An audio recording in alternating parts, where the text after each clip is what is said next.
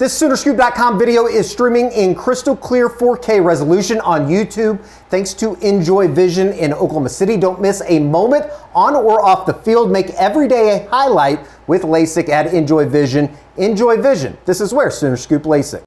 Hello and welcome back. Edward Osmovich, George Stoy here from the Soonerscoop.com studios. Monday, October 20th, another Game Day Rewind. Oklahoma coming off of a 26-7 victory. We'll be joined by Josh McCuistion in Scoop HQ down at Houston. Hello, George. How are we? What's going on? Happy Monday. Happy Monday. Big week around these parts. Huge. OU Old Miss coming up on Saturday at 11 a.m. First, we'll get into a little bit of a review, though, with Oklahoma, South Carolina. Obviously, things went well. Did the instant reaction you can see here on the Soonerscoop.com YouTube channel. Before we bring Josh in, let us tell you about our good friends over at Lucy. Lucy, a fine establishment. Lucy.co/Soonerscoop. You can use the promo code Soonerscoop, and we've been telling you about them for a while now. 100% pure nicotine, always tobacco-free. Lucy breakers as well. The nicotine patches with an extra surprise. Each pouch holds a capsule that can be broken up, open to release extra flavor and hydration. All you got to do is go to Lucy.co/Soonerscoop, promo code Soonerscoop. Get 20% off your first order. Lucy has a 30-day refund policy if you change your mind. Got the mint, the mango, the berry citrus, apple cider, espresso, as well as the apple ice. The wintergreen has been a staple around here. Also has joined the Lucy Club. And we must tell you, the fine print, obviously. Lucy products are only for adults of legal age, and every order is age verified. Warning, this product contains nicotine. Nicotine is an addictive chemical. Thank you to our good friends over at Lucy. We now welcome in Josh McCuistion as Oklahoma moves to 6-1. Not a whole lot of celebration for the team here as they become bowl eligible. But Josh, welcome in. 26-7, a pretty thorough victory on Saturday. Dominating performance in Columbia. Yeah, there's a lot to build on more than anything. Like I don't know that you feel like, oh, they came out and it's a complete effort, or you feel everything is right, but there's a lot of stuff you can grow from. I thought John Mateer showed some accuracy that he missed in the Texas game. Obviously, the running game showed signs of life for the first time really all year.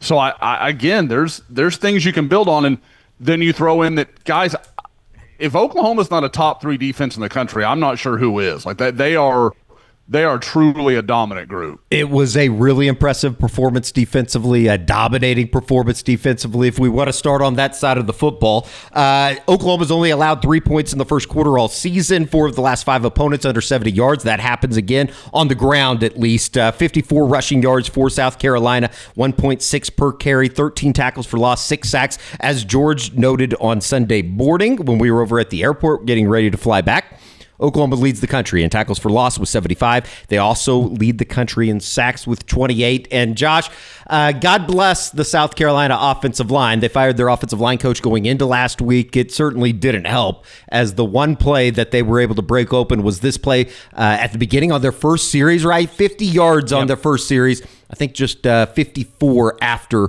another just dominating performance for an Oklahoma defensive line on Saturday, Josh. Yeah, and George is right with those numbers. What puts it into context for me, guys, Oklahoma's averaging more than a tackle for loss per game, more than anybody else in the country. Like, it's not even like they're leading. It's not that close. I marvel at them every week, and it's a different guy. We've talked about Taylor Wine, the season he's putting together that not many people are talking about.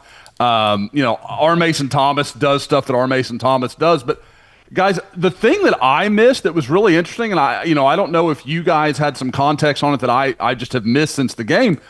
I missed David Stone starting. Like I was until I started the idiot. I was like, I didn't realize he actually started the game. So that was a storyline I was not prepared for. And he's been awesome. I mean, I could make the argument David Stone's been maybe their best player. And there's a lot of guys that you can make that argument for. But just an outstanding game. And Josh, I wanted to get your thoughts. I mean, we know how good this defensive line is, and we talk about him every single week. We can go talk about Taylor Wine on every single play that he's out there. He's been awesome. What'd you think of the secondary? Because I'm of the opinion that everybody keeps saying, and they'll be tested this week, be the best test that they faced.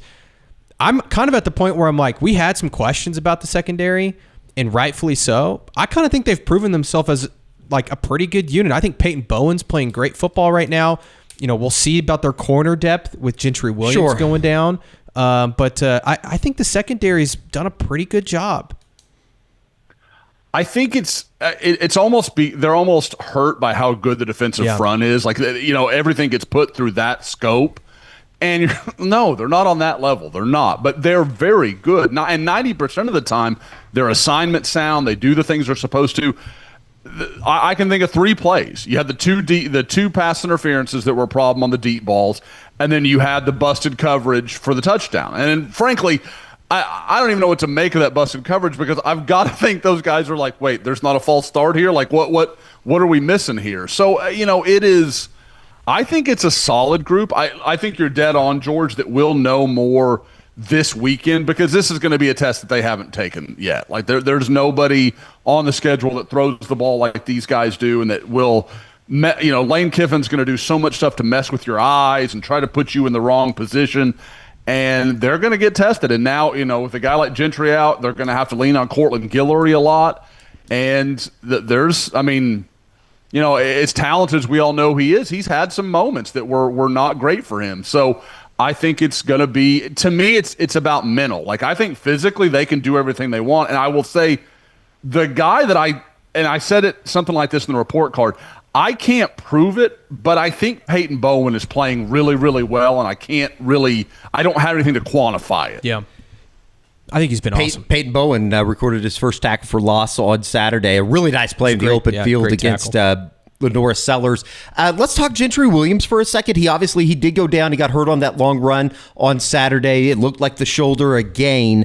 They took him into the locker room. I know on the radio broadcast, you had mentioned that Chris Plank said that he wanted to get his helmet when he came back out of the locker room. Yeah. Well, and they thought he was maybe going to go back in, and then I think it was close to halftime. It was close to halftime, and then he came back out of halftime with a sling on his arm. Do you have the video? Yeah, I think we do in the Gentry Williams file here. This is the play that he got hurt. I did get video, as we'll continue to let this roll. He did come out, and I don't know. I'm going to be interested to see what his availability is. Obviously, going into today, we'll talk to Brent Venables on Tuesday to maybe hopefully get an update. George, he did say, though, after the game that the prognosis was rather positive on Gentry Williams. Yeah, he said the X-rays were negative. Yeah. Yeah, so that's good news. Hopefully, it's just a stinger. And, with those shoulder injuries, sometimes that can happen. Look right here, how he raises it. That certainly looks like somebody that, I don't know. I know it's speculating. I mean, if it was like a season-ending injury, and again, who knows? Maybe you never know. Like the next day, there could be soreness for sure, right, or something. But like Gentry didn't look like a guy that was like, my season's over. Yeah. And his ability, that doesn't mean he's going to play this week or even next week against Tennessee or whatever. But he certainly didn't seem like a guy that was like, man, I can't believe, Sure. So, and then the way he moved his, like, if it was a really serious injury, I don't think he'd be able to move his shoulder like that. I'm not a doctor. I don't know. But you hope he can come back because he was playing good football. It looked like he told Rufus Alexander, he said, I'm good, as he's moving his shoulders. Yeah. So I guess we'll see. Obviously, though, the quarterback position, they're going to be under the gun this week against Ole Miss. Josh, it does certainly seem like, I think everybody had kind of been waiting for somebody like a Cortland Guillory to take that step back. And while he did, I guess, in a way against Auburn, it wasn't just a terrible night, and he's continued to play well. He had a really nice PBU against Texas. Yeah, I thought he came in and played really well on Saturday against South Carolina. I think the thing for me, Josh, that impresses me is he's super physical. Like he comes up and he's not afraid to make a tackle in the run game, and then I think his man-to-man coverage skills is about as good as it gets. And I know he got beat a couple times by Cam Coleman. That's going to happen. But I think that he's a guy that you can certainly at least feel comfortable, being out there. Absolutely, guys. To me, the Cam Coleman stuff, like one of those, okay, probably on him a little bit, but largely you go back and watch that game, he didn't do a bad job. He got beat by a really good player a couple of times. Like you said, George, that's gonna happen. That's not a shame. Cam Coleman's gonna be a first round pick in about a year and a half's time. So that's not the worst thing that's ever happened. What I've been impressed by with him, and you're right, his physicality, his length. I've talked about this before, guys, but like the way he doesn't seem to let that eat at him, he doesn't let it become like a bigger problem. If he has a PI, he has some of that stuff. And frankly, guys, I don't know how I'm going to knock him for not always handling the ball well when it's up in the air and he's trying to gauge. When frankly, Jacoby Johnson on Saturday was the first time we've really seen a guy handle that situation well this year. That's the only thing I can really knock this secondary for, is there's a panic that seems to set in sometimes. And I don't know if that's just because they're not facing many deep balls because of how much pressure this front line's applying. Like that's a valid argument or a theory, but sooner or later you're going to see some of those passes, and they've got to figure out how to just stay calm, that extra beat, find the ball, play it, and they're fine, because it's very rare when you're in those situations or, you see the ball flying where you're like, well, they're in a bad position. Michael Boganowski on Saturday, if he just turns and finds the ball, it's a pick. So I think it's just about these guys just slowing down just a little bit rather than, man, I haven't seen the ball in the air in 2 quarters. I got to go try to do something amazing here. That Reggie Powers hit, awesome. Reggie Powers with just 2 tackles, but I think that one tackle that you just saw, that can count for a couple more. The cheetah position, really good. Over the last 2 weeks, Kendall Daniels really starting to come on, Josh. 12 tackles over the last 2 weeks. Obviously had 6 on Saturday, just trailed Robert Spears-Jennings, 5 tackles on Saturday. Robert Spears-Jennings with 8 to lead the team. But it certainly seems like, I don't know if you could say a light has come on, but he's starting to show up more and more when we're talking about Kendall Daniels. Well, and when he does, guys, like it's never like, oh, I don't think I've watched Kendall Daniels have a game yet this year where I go and look at the stats and I'm like, oh, I didn't realize he did all that. Like, you notice him. Like he is very apparent whenever he makes a play. Obviously had the huge play on the goal line in that first drive for South Carolina that really, I think, really was probably the point when you're like, I don't think South Carolina's going to score here. So, I just love the way he plays. He's fit into this defense so well, and we kind of thought he would, guys. We talked about this in the offseason, but the way they've used him and the way he seems to just understand what they're trying to do so well defensively, it's really impressive. And I guess it shows of a guy that's had as much playing time as he had through his career. He's one of those guys that's like, he was built in a lab to play that position for Brent Venables, and he's playing great right now. I think you're right, Eddie. You said it perfectly. The light's starting to come on for him, and you have to remember he hasn't played in this system, and there's a lot that they throw at these guys. That's the part that I'm like, man, what if he would have started his career at Oklahoma, or was here just, if this was his second year, like how much better could he be? Might lead to the discussion that we had all the way back in the spring when Wes Goodwin's talking about him being somebody that is almost just like Isaiah Simmons, right? Yeah. The final thing that we'll hit on the defense, and Josh, you mentioned it on Twitter on Saturday. It's kind of unbelievable. It's kind of incredible when you look up and Marcus Strong is making a safety sack in the end, or not a sack, but a tackle for loss in the end zone. It's crazy to think that he's like number 5 in the rotation for Oklahoma on the interior defensive line. Eddie, he'd start for South Carolina. Like, I don't have a doubt about it. Like, he could start for South Carolina, probably 3 or 4 other teams around the SEC, and at bare minimum would be a number 3 defensive tackle, even at some good defenses around this league and some programs known for putting out defensive linemen. Marcus Strong is a good player, and I think Oklahoma will probably do everything they can to keep him next year, even though, you've got David Stone returning, Jaden Jackson returning. Marcus Strong can be a very important piece for that team next year, because we've seen what it looks like when OU can really roll bodies out there at the defensive line, and that's, as talented as they are, it's the depth that just overwhelms teams. I lied. One more thing on defense that we had talked about on Saturday night. It just seems like Grayson Halton had an unbelievable performance, even though the box score only tells you they had 3 tackles. He was disruptive. He had 2 tackles for loss. He had a sack, obviously, there in the third quarter or maybe second quarter. Either way, it just seemed like Grayson Halton, they gave the center for South Carolina nightmares all day. I would love to know, like, if he played, I don't know how many snaps he played off the top of my head, but I would bet he won like 80% of those reps. Like, he was just dominating their guards. Yeah, it was an ass whooping. Oh, God, it was just his first step, and even we've always talked about how quick he is. He fought off a couple of big blocks. Guys gave him a good punch in the chest, and he's just so slippery. Inside, he's really hard to stay in front of. Whether it's because of his quickness or because of his flexibility, I think he's one of those guys. I was actually talking about this in The Idiot. Like, I feel like he's a guy that, like, 6 years from now, we're going to look back at and they're like, he's still knocking around in the NFL. He's having, like, it's going to surprise people how much longevity I think Grayson Halton may have. Incredible play by Oklahoma's defensive line. There's no doubt about that. Shout out John Mateer. The whole thing. Oh, for pinning him deep? For pinning him deep. Yeah, on that absolutely. play. It was a hell of a punt. Yeah. I had maybe one of the worst shots of all time of the punt, but we kind of gerrymandered everything. So, well, you got screwed too. They wouldn't let you shoot from the end zone. You know who would say something like that? Somebody with excuses. I have a no excuse policy on this program. That's not what you said off the air. Yeah, we're not happy about it. It was kind of bullshit. All right, let's move over to the offense because I think that's kind of like the big storyline coming out of this. What the hell? Where did that come from? That was the exact, I think, verbatim in the war room, as well as text messages to George during the game on Saturday. But Torrey Blaylock, he's named SEC Freshman Player of the Week. 19 carries, 101 yards, average 5.3 a carry. You also had Xavier Robinson on Saturday kind of come out of nowhere for Oklahoma. Certainly something to build off, Josh, when you're talking about a run game that rushed for 171 yards on Saturday.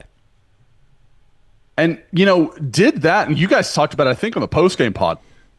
If they don't want to shut it down, there's no question they're getting to 200 yards. Like, they really kind of put that in, and I'm not faulting them at all. Like, we've talked before about, you're so thin on the offensive line, get those guys out of the game when you can get them out of the game. So I've got no problem with that decision.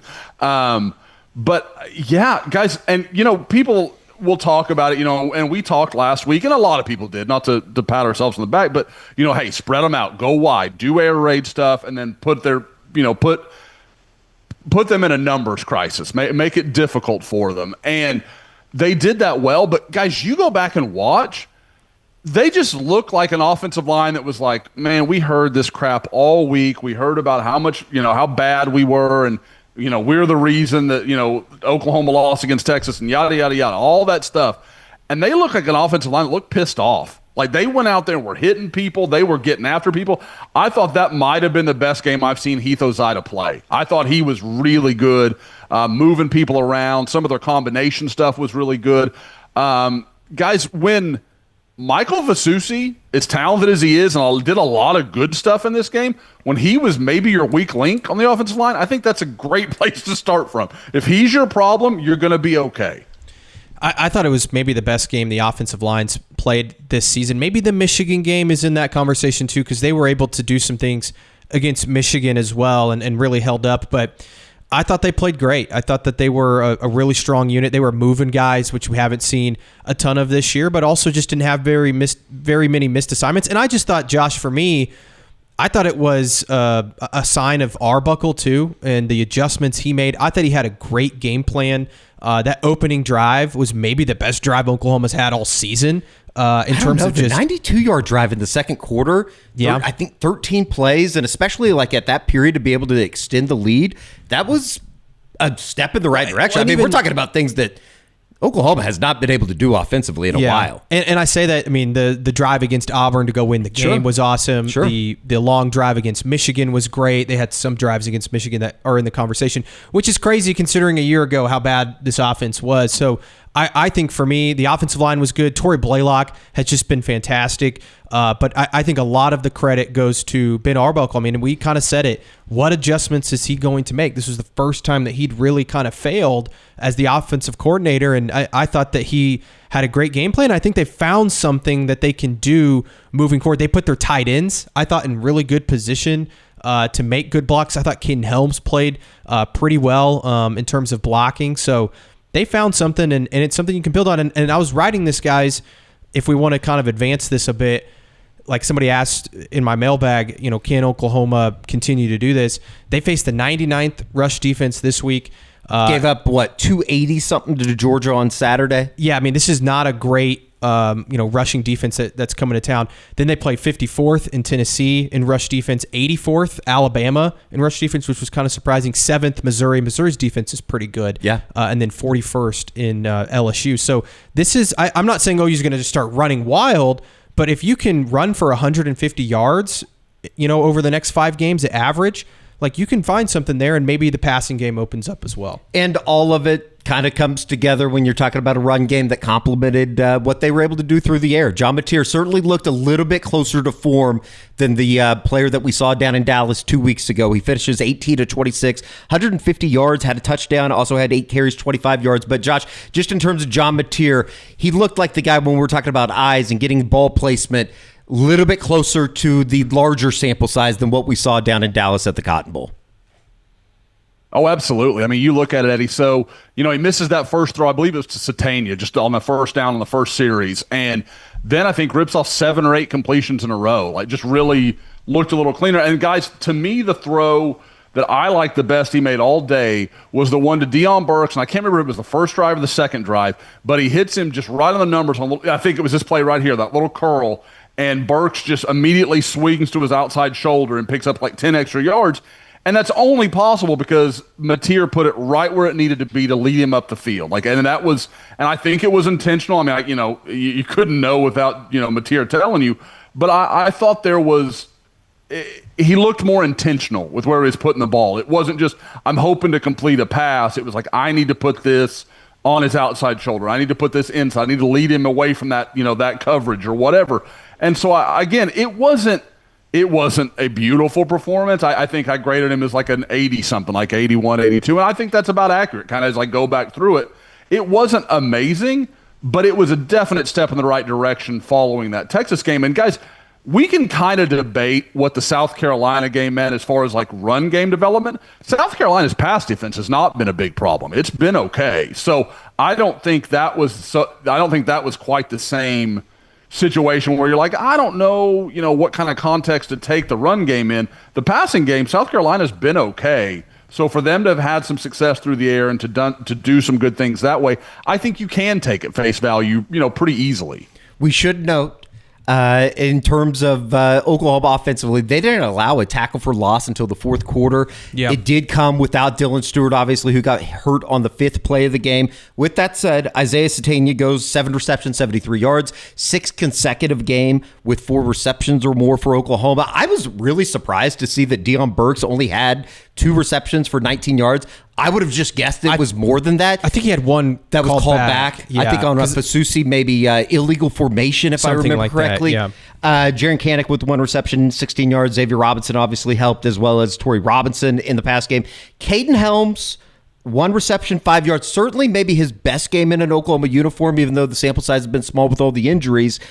5 receptions, 24 yards for Javonnie Gibson. And we talked about him a little bit on the instant reaction, Josh. It certainly seems like he's maybe getting it together just in terms of getting his feet underneath him now, having played 3 games. Absolutely. And it looked like to me as well with that, Eddie, like John Mateer is developing a confidence with him. Like, yeah, again, I know that in the spring that was there, but you don't work together 4 or 5 months. You're going to have to kind of get back on the same page. But I do think, like, there were several throws. I think he converted at least 2 third downs, including this one right here that was running. You've got to have some faith in a guy to say, okay, I'm going to trust this guy to go make a play, or I'm going to trust him to make a catch. Because a couple of them, like John Mateer threw the ball knowing you're going to get hit here, Javonnie. And Javonnie takes the hit, gets the ball, and, makes a play. And what I think is interesting, guys, is you're seeing a lot of short stuff, a lot of quick curls and that kind of stuff to Javonnie Gibson. Is that setting up the future of saying, okay, we're going to hit you with the curl and go? Like, we're going to do some stuff here where those corners are going to see this over and over and over on tape, and this 11, we got to come down hard on him in the flat, and okay, nope, I just got beat over the top. So, and of course, at that point, John Mateer is going to have to hit those throws. And guys, that's to me really the last remaining question on John Mateer is, can he get some vertical shots that are only going to open up that run game more? Because he had Gibson on 1 deep ball, I think, in the 3rd quarter that he just missed. It was a bad miss. Overthrew him in the red wide zone. Out of bounds. So, yeah, there's got to be more there. But again, you understand it. Like, I mean, he's still coming off the injury. He's still getting everything back. Like, it's not to be harsh on him. It's just that's a question he hasn't answered yet, in my opinion. And I think if you watch the Georgia Ole Miss game, Gunnar Stockton took some chances down the field, and Georgia's receivers went up and caught the football. I think Oklahoma can do that. I think Oklahoma, takes some of those shots to a guy like Javonnie Gibson and use his size. And I think Josh is right. One thing, too, I wanted to point about the wide receivers before we move on. Mm-hmm. I thought they blocked extremely well. And when you have Javonnie Gibson out there and Jermichael Carter out there, it was Ben Arbuckle that talks about Jermichael Carter right on great block on the Blaylock touchdown. On the Blaylock touchdown. When you have those two guys out there kind of being lead blockers, man, it makes your run game a lot more, versatile or explosive, because those guys are really, those are big body dudes out there blocking some of those corners. And I think that really helped the run game as well, especially when you go empty like that. If you're blocking well on the edge with those guys, I think you feel pretty good. So also Isaiah Satania, he's maybe their best weapon offensively. There was a lot of passes that are maybe only 5 yards down the field. I don't know what their air yards were, Josh. I know you're always on that stat, but I didn't feel like they were throwing it too far. But there was a lot of throws where they just got it to Satania and he made something happen. Sure. He's been awesome. Special teams wise, it was kind of a little bit of an incomplete resume, right? Like there was a lot of really good, and then there was some bad. There was some bad. Now, it wasn't bad seeing Tate Sandell. He's been fantastic. He nails a 55-yarder on Saturday.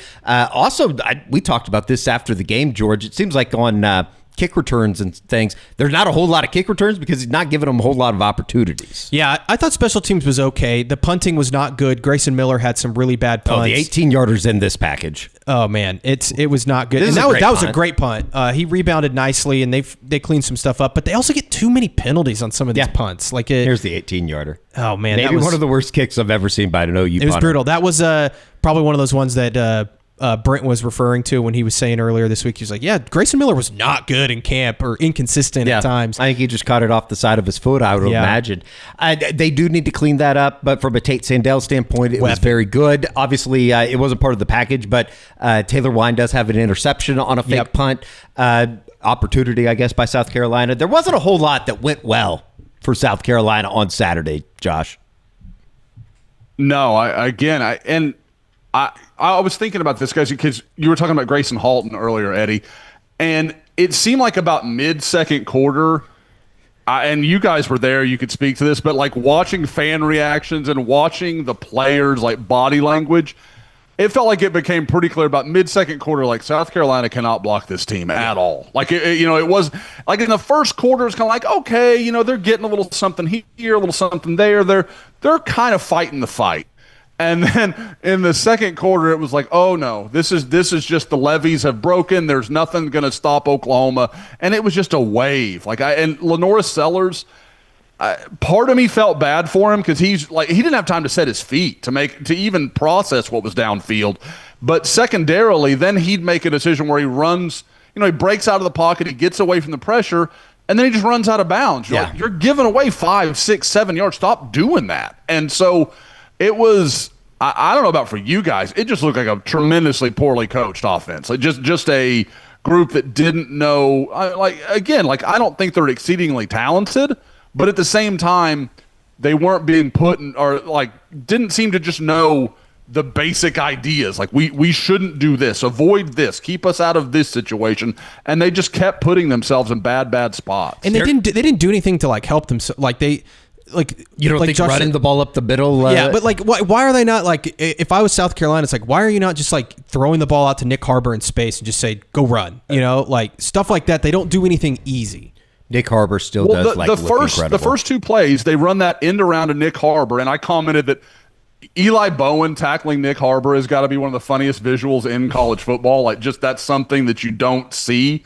And then on the very next play, they throw to Nick Harbor, Eli Bowen's in good coverage. Harbor's just massive and uses his body to kind of shield Eli from the ball. But they never really went back to that. There was never an urgency. We got to get Nick Harbor the ball. And you're he's 6'5" and is literally an Olympic sprinter. Get him the damn ball somehow.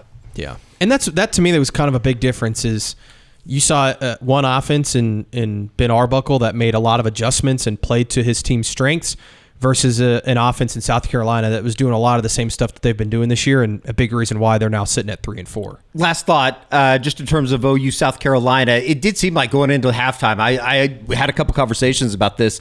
It's here we go again. It's kind of the same spot that they were in a week ago, where you have the lead, but it doesn't feel like maybe you've lost some momentum. being that Ole Miss had just scored. The response in the third quarter I thought was fantastic from the defense to get off the field. And then obviously for an offense that, let's be honest, hasn't been very good over the last couple of weeks, hasn't been good for the last couple of years if you want to take it out that much. But for them to be able to get a field goal and then a turnover and then capitalize off that turnover with the Satania touchdown, Josh, that seems like that's a step in the right direction if we're just taking bare minimum positivity here. Oh, absolutely. I mean, guys, to me, this felt like a game that was, as much as anything, was for the mindset. Like you guys are good. Like, there's talent here. You guys can do good things. Now, I'm not saying that I'm rewriting everything I thought coming out of that Texas game, because South Carolina is not Texas defensively. But like George said, I think OU may face one defense that's anywhere near that level the rest of the year, and that's LSU at the end of the season in Norman. Like, I don't think there's a lot of special defenses remaining on OU's schedule. So I think they can find some confidence. They can build on some things. They found some ideas. Now, we'll see how Ole Miss responds, because they've clearly seen, okay, they want to put us in 3-by-1. They're going to try to put as few guys in the box as they can, and they're going to try to run this play lock kid at us, or Robinson or whatever.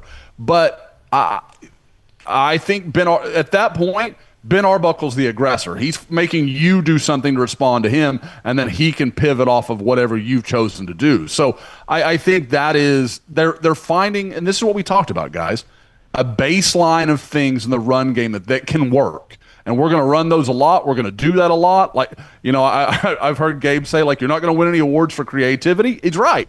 But it gives you something you can build around.